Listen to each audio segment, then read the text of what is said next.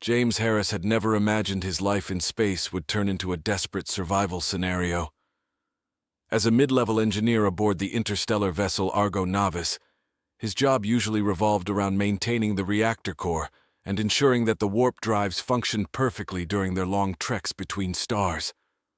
The ship was en route to a newly discovered planet, believed to host life forms, located in the Kepler 1647 system. It was supposed to be a routine exploration mission. However, routine took a turn for the catastrophic when a rogue asteroid collided with the Argo Navis. The impact was devastating, ripping through the hull and setting off a series of explosions throughout the vessel. In a matter of minutes, James found himself scrambling into an escape pod, the last operational one left, as alarms blared and lights flickered ominously around him. The pod ejected moments before the final explosion turned the Argo Navis into a ball of fire. James, hurtling through space, felt the gut-wrenching pull of a nearby planet's gravity. The descent was rough, far rougher than anything the escape pod was designed to handle. It was only by sheer luck, or perhaps fate, that he survived the crash landing, albeit a bit shaken and bruised. Emerging from the wreckage of his pod, James surveyed his surroundings. The landscape was bizarre, with towering fluorescent plants and sprawling fungi that glowed eerily in the twilight. The sky was a perpetual dusk, painted in shades of lavender and orange, with two distant suns setting on the horizon. It was beautiful, in an alien way. The air was breathable, a fortunate anomaly, but James knew he couldn't stay by the crash site. He needed to find shelter and water if he was going to survive long enough to be rescued, if rescue was even a possibility. Gathering what supplies had survived the crash, he set out into the strange wilderness. As he trudged through the thick underbrush, James's mind raced. The Argo Navis was supposed to have other escape pods. Were there other survivors? Where were they? His communicator was damaged in the crash, rendering it useless for reaching out. His only option was to keep moving and hope for a miracle. After several hours of hiking through the alien jungle, the ground beneath his feet began to feel less natural and more structured. It was subtle at first, but soon it became clear. These were paths worn down over time by repeated use. James's heart raced with a mix of fear and excitement. The existence of paths suggested the presence of intelligent life. Eventually, the path led to a clearing, and what he saw next took his breath away. There, in the center of the clearing, were several creatures. They appeared humanoid but were distinctly alien. Their skin was a translucent blue with bioluminescent patches that pulsed rhythmically. They had large, expressive eyes and lacked any hair. They wore simple garments made of an unknown material and seemed just as startled to see James as he was to see them. Before he could react, one of the creatures, a younger female by her size and demeanor, stepped forward. Her expression was one of curiosity rather than fear. She spoke in a melodious voice, the language utterly foreign to James, filled with clicks and soft whistles that he could not begin to understand. James attempted to introduce himself, using gestures and simple words from various languages he knew, hoping something would click. Surprisingly, the young alien girl mimicked his gestures, a smile breaking across her face. It was clear she had no experience with humans, or perhaps any other species from beyond her world. That night, under the glow of alien stars and the watchful eyes of inexperienced but friendly alien beings, James began to comprehend the gravity of his situation. He was not just a survivor, he was an emissary of humanity, stranded on a planet filled with beings who knew nothing of the galaxy beyond their skies. As dawn broke across the alien sky, casting a golden hue over the bioluminescent flora, James woke to the gentle sounds of the alien village stirring to life. He had been offered shelter in a structure resembling a large hut, fashioned from a smooth, glass-like material that was both translucent and iridescent. Despite the comfort, sleep had been elusive, his mind grappling with the realities of his unexpected situation. The villagers, whom James decided to call the Luminars due to their glowing skin, were hospitable.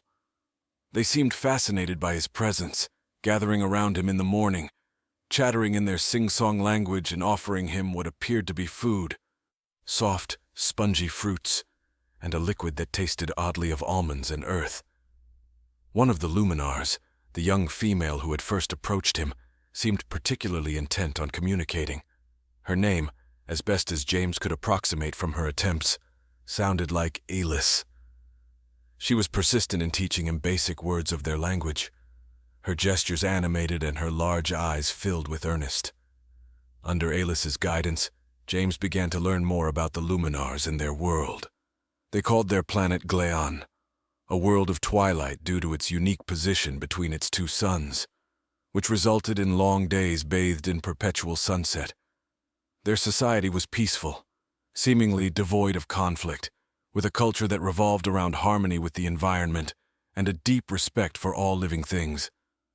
Alice explained, using a combination of broken words and elaborate pantomime, that the Luminars had once been a more technologically advanced civilization, but had chosen to regress to simpler ways after a catastrophe caused by their own devices, a poignant reminder of his own civilization's occasional recklessness.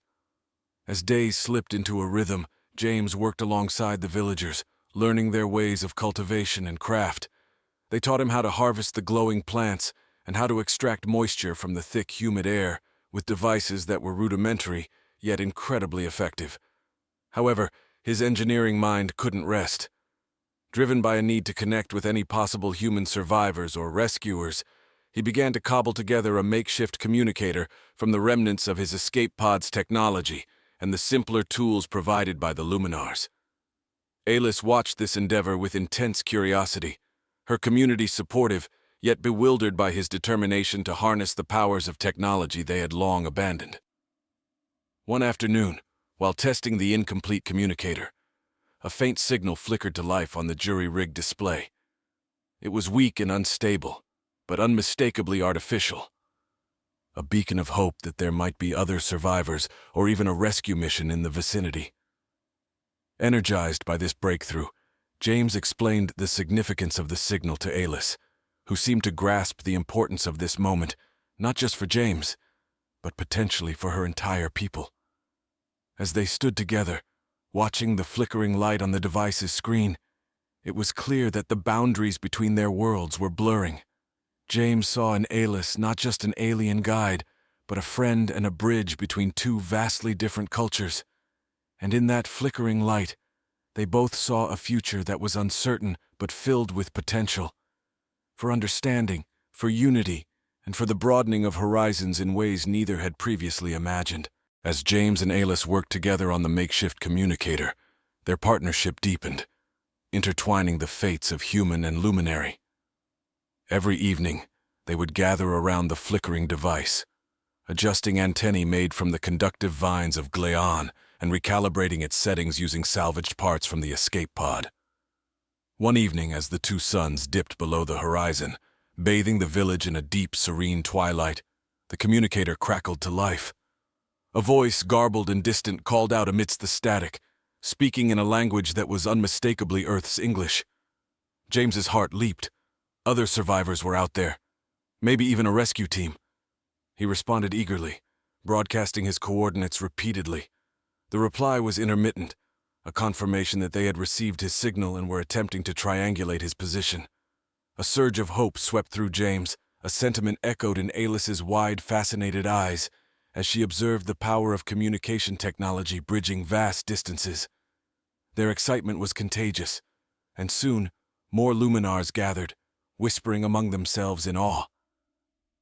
The potential of re-establishing contact with other worlds sparked a mix of excitement and apprehension within the community.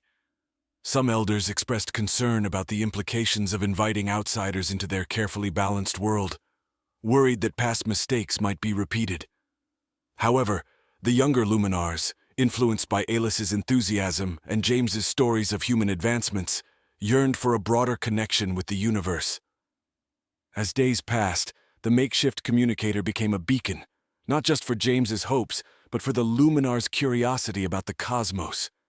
They began to bring James various tools and materials, items that bore remnants of their past technological era, hidden away or repurposed for simpler lives. With these new resources, James enhanced the communicator, strengthening the signal enough to establish a stable line of communication with his rescuers. The voice on the other end eventually introduced themselves as Captain Miriam Blake of the rescue ship Odyssey, dispatched from Earth to recover any survivors of the Argo Navis. As the Odyssey drew closer, Captain Blake and James discussed the best approach for landing on Gleon without causing disruption to its inhabitants and ecosystem. James relayed these concerns to the Luminary Elders, facilitating a meeting between them and Captain Blake via the communicator. It was a momentous occasion, the first official contact between humans and Luminars. Captain Blake's experience with first contact protocols and her respectful curiosity helped ease the Elders' worries. They agreed to a limited, observational visitation by the human rescuers, set conditions for environmental protection, and discussed cultural exchanges. As preparations for the Odyssey's arrival commenced, Alis took James to a sacred place known only to the Luminars, a cavern where the walls were lined with bioluminescent crystals that recorded their history in a living light show. Here, Alis shared the deeper lore of her people, their rises and falls, their discoveries and losses. It was a profound bonding experience, solidifying their friendship and mutual respect. James, in turn, shared more of his own background, his dreams of space exploration that had led him here, to a friendship and a story that would undoubtedly echo through the corridors of both human and luminary histories.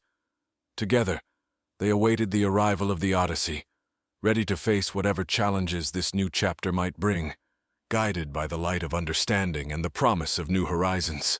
As the Odyssey approached Gleon, the sky lit up with the brilliant trails of atmospheric entry, a spectacle that drew the Luminars from their homes in wonder and trepidation. James and Alis stood side by side, watching as the ship descended gracefully, a silent promise of a new era dangling in the horizon.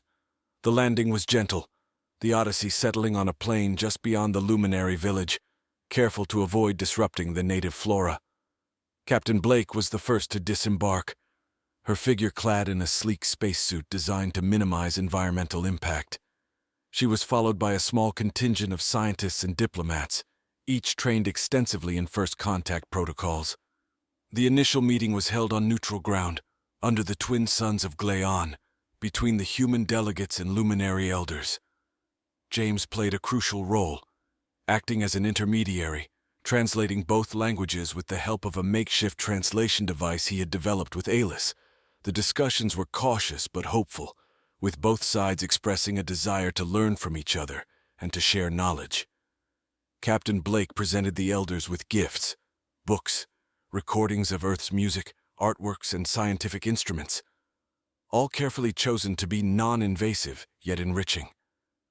The Luminars, in turn, offered samples of their bioluminescent flora, intricate craftwork, and the shared music of their culture, which resonated with the harmonic frequencies of their environment. Over the following days, a structured visitation schedule was established. Human scientists were allowed to explore the surrounding biosphere under the guidance of luminary experts who were keen to demonstrate their planet's ecological uniqueness and the importance of preserving its balance. These excursions proved invaluable, as the scientists discovered that many of Gleon's plant species possessed properties beneficial to medical and environmental sciences. Meanwhile, a cultural exchange took root. Groups of Luminars visited the Odyssey to learn about human technology, navigation, and the expanse of human-explored space. The youths, especially, were drawn to the tales of distant galaxies and the diverse cultures that humanity had encountered. Alis became a regular visitor on the ship, her curiosity insatiable, her questions often stumping even the seasoned crew. One afternoon, while Captain Blake and a group of elders were discussing potential cooperative ventures, an alert came through from one of the scouting teams. They had stumbled upon an ancient luminary site, one that even the elders believed had been lost to time. The site contained technology that, when activated, projected detailed star maps and ancient astronomical data. The discovery was monumental. It suggested that the Luminars had once been capable of space travel, or at least had developed a sophisticated understanding of the cosmos.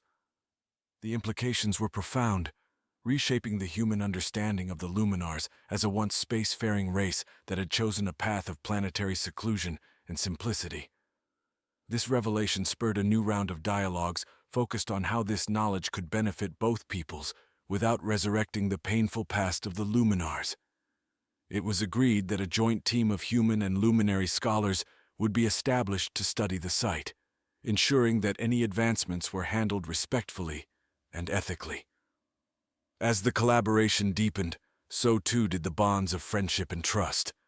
James watched as his own story, once marked by disaster, wove into the larger tapestry of interstellar relations, a testament to the power of empathy and curiosity. Alice, by his side, pondered the stars with a new sense of wonder and possibility. Her world not so isolated anymore, her people now part of a community that spanned the stars. In the weeks that followed, the excavation and study of the ancient luminary site progressed significantly.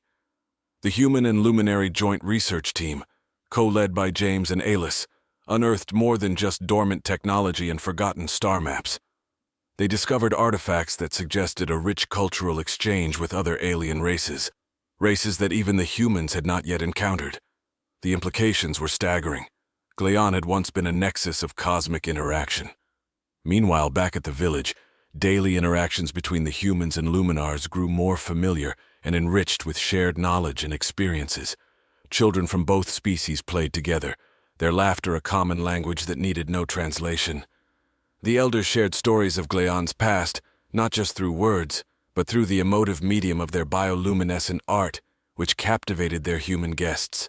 One day, while James and Alice were inspecting a particularly intricate piece of technology uncovered at the site, a device that appeared to manipulate gravitational fields, a sudden malfunction caused a minor explosion. Thankfully, no one was injured, but the incident served as a poignant reminder of the dangers inherent in awakening ancient technologies. The explosion also brought to light a series of philosophical questions about the limits of exploration and the responsibilities of uncovering powerful technologies. In the community meeting that followed, Captain Blake emphasized the importance of safety and ethical considerations, aligning closely with the luminary philosophy of balance and respect for nature. As repairs were made and precautions enhanced, Alice took to spending more evenings aboard the Odyssey. Her fascination with human culture deepened, and she particularly enjoyed the ship's library, absorbing information about Earth's history, its triumphs, and its calamities.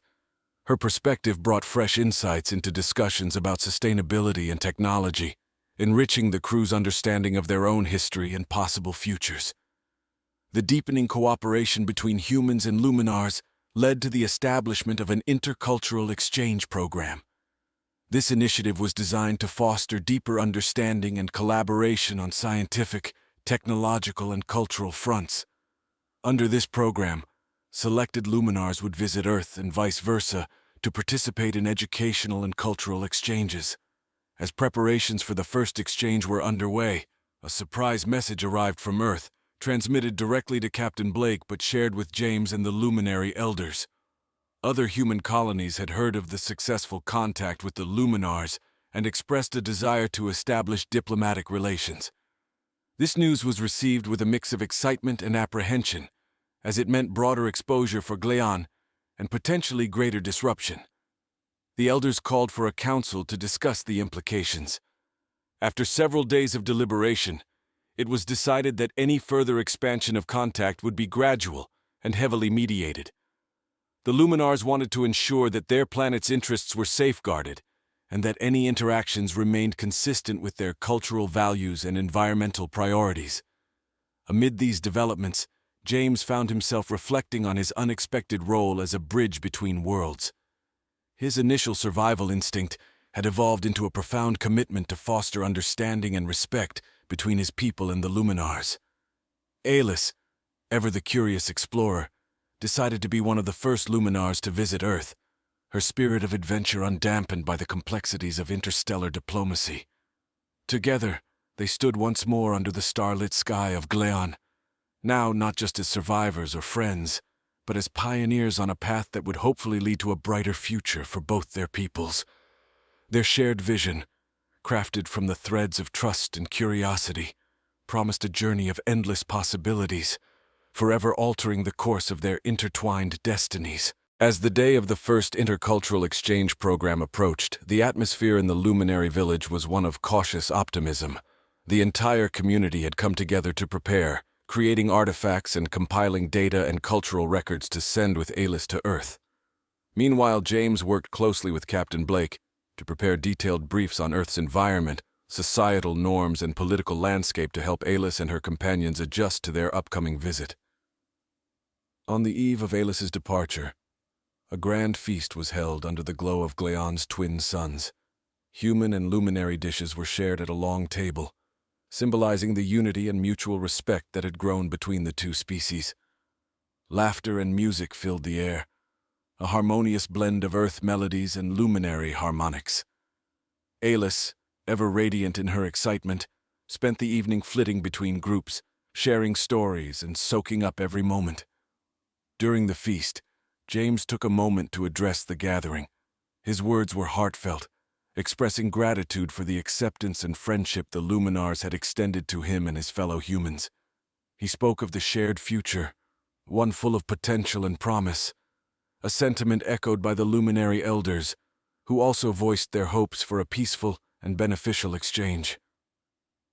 The following morning, as the Odyssey prepared for takeoff, the entire village turned out to see Alis and her group off. There were tears and promises to keep in touch. With the sophisticated communication systems now established between Gleon and Earth, ensuring that this would be a beginning, not an end.